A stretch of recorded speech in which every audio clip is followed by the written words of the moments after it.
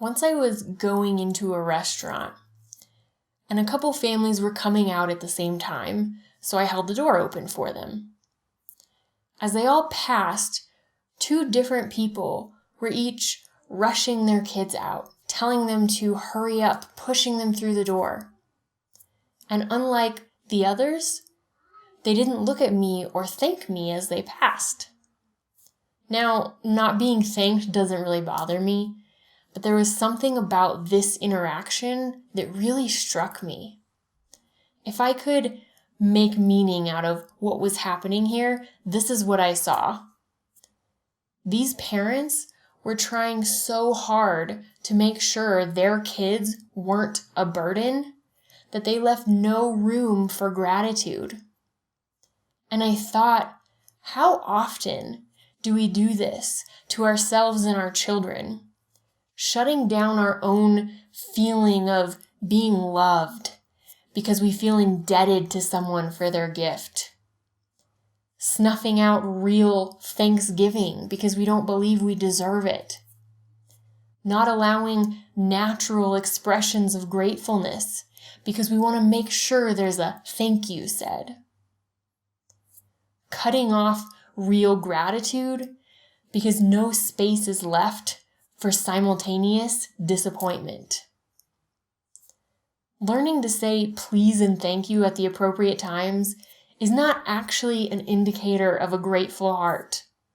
And wouldn't you rather receive an authentic thanks than a magic word that has to be said?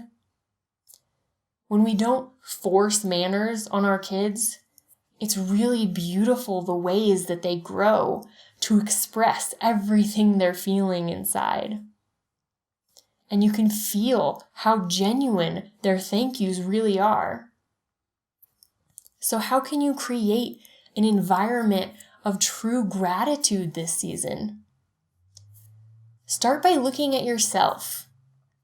What are your kids seeing from you? When your friend gives you a thoughtful gift that you don't actually like. When your kids are trying to help and end up making a big mess.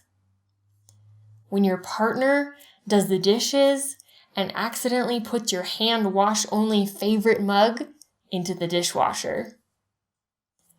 These are the moments that will really model for your kids how to find thanks in the midst of really not liking grandma's cooking or receiving the right gift in the wrong color.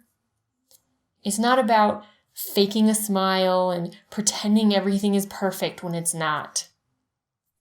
It's about allowing space for both disappointment and gratitude, for noticing effort or intent as well as that intent not coming through in the end. So this is where you get to show your kids what it means to truly embody a spirit of thankfulness and what it can look like to express that. How else can you add more thankfulness to your life?